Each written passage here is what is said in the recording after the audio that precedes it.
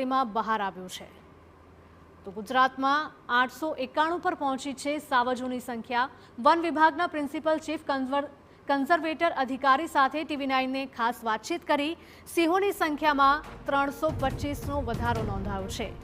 તો સાવજની વિશેષ કાળજીને લીધે સિંહોની સંખ્યામાં સતત વધારો થયો છે। વર્ષ 2000માં માત્ર 3 જિલ્લામાં નોંધાયા હતા સિંહ। 25 વર્ષમાં 11 જિલ્લામાં સિંહોનો વસવાટ સામે આવ્યો છે। 35,000 ચોરસ કિલોમીટર વિસ્તારમાં કરાઈ હતી વસ્તી ગણતરી। વસ્તી ગણતરીમાં ટેકનોલોજી સાથે AIનો પણ ઉપયોગ થયો છે। સિંહોના આકસ્મિક મૃત્યુ નિવારણને અપાઈ રહી છે પ્રાથમિકતા। પ્રોજેક્ટ લાયન અંતર્ગત પણ આ મહત્વપૂર્ણ કામગીરી કરવામાં આવી રહી છે।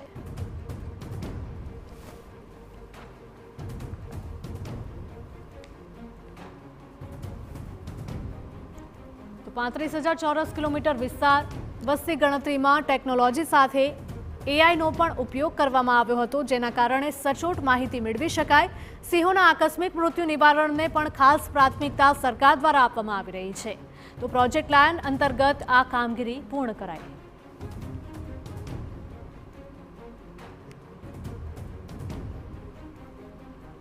Asiatic Lions pride of Gujarat છે અને જ્યારે આજે એશિયાટિક લાયન્સની વસ્તી ગણતરીના આંકડા જાહેર થયા છે ત્યારે 891 પર આ સિંહોની સંખ્યા પહોંચી છે। વર્ષ 2000થી 2025માં જે આંકડો છે તે ખૂબ જ વધ્યો છે। તે ગુજરાત માટે ગૌરવની વાત છે, પરંતુ તેના સંવર્ધનમાં અનેક પ્રયાસો વન વિભાગે સરકારે પણ કર્યા છે। ત્યારે આપણી સાથે વાત કરવા માટે વન વિભાગના ઉચ્ચ અધિકારી AP સિંહ સર ઉપસ્થિત છે। સિંહ સાહેબ, જે રીતે 2000થી 2025 સિંહોની સંખ્યા વધી છે, ખાસ કરીને કેટલા પ્રયાસ છે રાજ્ય સરકાર દ્વારા, વન વિભાગ દ્વારા એમના સંવર્ધન માટે કરવામાં આવ્યા છે? હા, બહુ સારી વાત છે। સૌથી પહેલાં તો मैं ગુજરાતવાસીઓને ધન્યવાદ પાઠવું છું કે 2020થી 2025ના જે આંકડા આજે માનનીય મુખ્યમંત્રી દ્વારા જાહેર કરવામાં આવ્યા, જે 674 લાઇનના સામે આજે 891 થઈ ગયા છે, એટલે 32% ગ્રોથ થઈ છે। એ બહુ મોટી ગ્રોથ કહેવાય છે। તો આ બાબતમાં જે તમારો જે પ્રશ્ન છે બહુ વ્યાજબી પ્રશ્ન છે કે જ્યારે ઉત્તરોત્તર વૃદ્ધિ થતી હોય છે તો એને રહેવા માટે, ખાવા માટે, પીવા માટે બધી સગવડતાઓ પણ જોઈએ। તો સૌથી પહેલાં તો આપણે જાણીએ છીએ કે આપણે જે ગીર છે, ગીર ફોરેસ્ટ સુધી પહેલાં સીમિત હતા। હવે 2000 પછી ગીરથી બહાર જેમ સંખ્યા વધી તો ગીરથી બહાર પણ આવી ગયા છે। તો આજે તમે જાણો છો કે ગીર ફોરેસ્ટ છે, Gir sanctuary, Gir national park માટે આપણા તમામ એક બીટ ગાર્ડ હોય, ફોરેસ્ટર હોય, રેન્જર હોય, સબ DFO હોય, DFO હોય, કન્ઝર્વેટર સુધી તમામ વ્યવસ્થા ગોઠવાયેલી છે। પણ જો ગીરના બહાર જો લાઇન મૂવમેન્ટ કરે છે એની વ્યવસ્થાની પણ જરૂરિયાત હતી। તો તમે ખ્યાલ છે કે પહેલાં આપણા ગીર ઈસ્ટ અને ગીર વેસ્ટ 2 ડિવિઝન હતા। જ્યારે હું હતા ત્યાં CCF, ત્યારે કે બહારના જે ગીરના બહારના જે લાઇન છે એના સંરક્ષણ અને સંવર્ધન માટે એક નવા વિભાગ તૈયાર કરવામાં આવ્યા, જેને શત્રુંજી વાઇલ્ડ લાઇફ ડિવિઝન કહેવામાં આવે છે, જેનું હેડક્વાર્ટર પાલિતાના છે।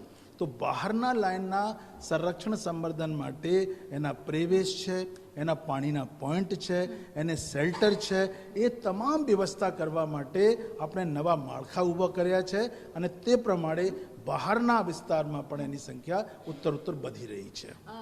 સિંહ સાહેબ, આપણે વાત કરીએ કે જે રીતે સિંહોની સંખ્યા વધી છે અને આ વખતે વસ્તી ગણતરી જ્યારે થઈ છે ત્યારે AIનો કેવી રીતે ઉપયોગ થયો, આખા જે વસ્તી ગણતરીનો ટેન્યોર હતો એની અંદર કઈ કઈ ટેકનોલોજીનો ઉપયોગ કરવામાં આવ્યો, કેટલો મેન પાવર આખો બતાવવામાં આવ્યો, કેટલી ટીમ હતી એ કામ કરી રહી હતી?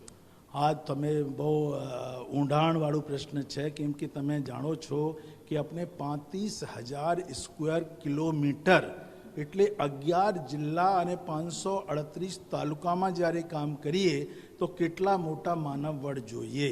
એ 2,500 કરતાં વધારે આપણે ઓફિશિયલ્સ, નોન ઓફિશિયલ્સ હતા, તમામ નિષ્ણાંત હતા અને આનું જો કામગીરી કરવામાં આવે છે 537 આપણે ડાયરેક્ટ બીટ વેરિફિકેશન પદ્ધતિથી કરવામાં આવે છે, જેમાં ફક્ત એની સંખ્યા નહીં નોંધવામાં આવતી પણ એના તમામ લક્ષણો હોય છે એ નોંધવામાં આવે, એની ફોટોગ્રાફી કરવામાં આવે, કેમેરા ટ્રેપથી ફોટો લેવામાં આવે અને તમામ ફોટા એ બધા ભેગા કરીને દર 2 કલાકમાં કંટ્રોલ રૂમમાં મોકલવામાં આવે।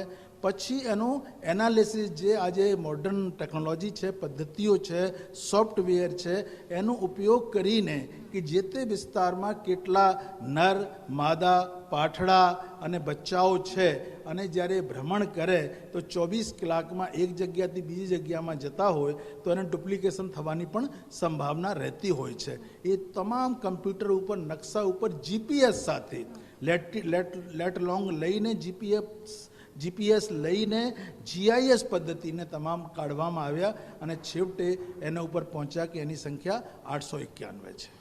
સિંહ સાહેબ, જો વાત કરીએ 891 સિંહો થઈ ગયા છે અને બીજી તરફ વડાપ્રધાન દ્વારા જે પ્રોજેક્ટ લાયન છે તેની વાત કરવામાં આવી છે, વિઝન 2047ની વાત કરવામાં આવી રહી છે. તો પ્રોજેક્ટ લાયન હવે આગામી દિવસોમાં કેવા પ્રકારે કામ કરશે? પ્રોજેક્ટ લાયન જે વન વિભાગ દ્વારા જે કામગીરી કરવામાં આવી રહી છે એક ઇન્ટિગ્રેટેડ એપ્રોચ છે, જેમાં જે નાણાકીયની જરૂરત હોય એ ભારત સરકાર અને રાજ્ય સરકાર બંને પૂરી પાડે છે. તમે સમજો કે ગીરના જો કેરિંગ કેપેસિટી છે એના કરતાં વધારે લાઈન થઈ ગયા છે અને ગીરના જો પ્રોટેક્ટેડ એરિયા છે અને રિઝર્વ ફોરેસ્ટ એરિયા છે એનાથી પણ બહાર આવી ગયા છે. રેવન્યુ વિસ્તારમાં આવી ગયા છે, કોસ્ટલ વિસ્તારમાં આવી ગયા છે, પછી તમારે વીડી વિસ્તારમાં આવી ગયા છે. તો એના મેનેજમેન્ટ બહુ જરૂરી છે. એના જો સ્પ્રેડ થઈ રહ્યા છે, તમે સમજો કે અમદાવાદ જિલ્લા ધોળકા ધંધુકા સુધી પણ ટચ કરવાની તૈયારીમાં છે. તો બહુ મોટા વ્યાપ છે. તો એના માટે માનવબળ પણ જોઈએ, વ્હીકલ પણ જોઈએ, ટેકનોલોજી પણ જોઈએ, એને ડાયગ્નોસ્ટિક વ્યવસ્થા પણ જોઈએ. એ તમામ જેથી ભવિષ્યમાં કોઈ પ્રશ્ન ઊભા નહીં થાય એ તમામ બાબતોને ધ્યાને લઈને તમામ પાસાઓ ઉપર, તમામ બાબતો ઉપર, નાની નાની ઝીણી ઝીણી બાબતો લઈને આપણા વ્યવસ્થા પણ કરવામાં આવી રહ્યા છે. પછી એના જો મૂવમેન્ટ થાય છે એ કોરિડોર દ્વારા થાય છે. એક રેવરાયન કોરિડોર હોય છે, એક નોન રેવરાયન કોરિડોર હોય છે. એના વિકાસ પણ કરવામાં આવી રહ્યા છે. અને જેટલા ગામો પડે છે આ ગામોના એડીસી બનાવીને લોકોને જાગૃત કરવાનું છે, એને પણ યોજના આપવાની છે અને એ યોજનામાં એ લોકોને સંમલિત કરવાનું છે. દાખલા તરીકે તમે વાત કરો છો કે પહેલી વખત જેટલા ગામના સરપંચ છે એમને પણ આ ગણતરીમાં જોડવામાં આવ્યા. They are very happy. તો જે ગીરના આજુબાજુના 300 જેટલા ગામડા છે અહીંયાના લોકો એના લાઇનના બિહેવિયર સાથે બહુ ઓતપ્રોત થઈ ગયા છે, જાણે છે. પણ આખા લાઇન જ્યાં સુધી લાઇન પહોંચે ત્યાંના લોકો હજુ બીવે છે, ડરે છે અને બહુ મુશ્કેલી પડે છે. તો એને તૈયાર કરવા માટે બી લોંગ ટર્મ એક વિઝન છે આપણી. સાહેબ, એક અંતિમ સવાલ કે જે રીતે સિંહોની સંખ્યા વધી રહી છે, સંવર્ધન થઈ રહ્યું છે, 33% ગ્રોથ છે જોવા મળ્યો છે, ત્યારે રાજ્યમાં સિંહોના મૃત્યુ દરમાં પણ ક્યાંક ને ક્યાંક ઘટાડો આવે કે જે આકસ્મિક મૃત્યુ થતા હોય છે એમાં ઘટાડો આવે, એની માટે વિભાગ દ્વારા, સરકાર દ્વારા કોઈ ખાસ એક્શન છે એ જોવા મળશે? देखिए ये बहुत ज़रूरी है, लेकिन हम लोग सब આપણે બધા જાણીએ છીએ કે આપણે લિવિંગ એન્ટિટી છે. જે લિવિંગ આ દુનિયામાં જેનો જન્મ થાય છે એનું મરણ પણ થાય છે. તો તમે જાણો છો કે એની ઉંમર 15 વર્ષ જેટલી હોય છે. આકસ્મિક મૃત્યુ સર? આકસ્મિક મૃત્યુ તો કેસ ઘણા છોટા બનતા હોય છે પણ એને ટાળવાનો આપણે પ્રયત્ન કરતા હોઈએ. જैसे ખુલ્લા કૂવા છે તો એને ચારો બાજુ પેરાપેટ વોલ બનાવીએ. બીજી છે આપણે માછલાની સ્કીમ લાવીએ છીએ, પાણીમાં ડૂબે નહીં એના માટે વ્યવસ્થા ગોઠવીએ છીએ. અને વન્ય પ્રાણી મિત્ર એક એક લાઈન ઉપર નજર રાખે એની પણ વ્યવસ્થા કરવામાં આવી છે. સમગ્રપણે તમામ વ્યવસ્થા ગોઠવવામાં આવી છે.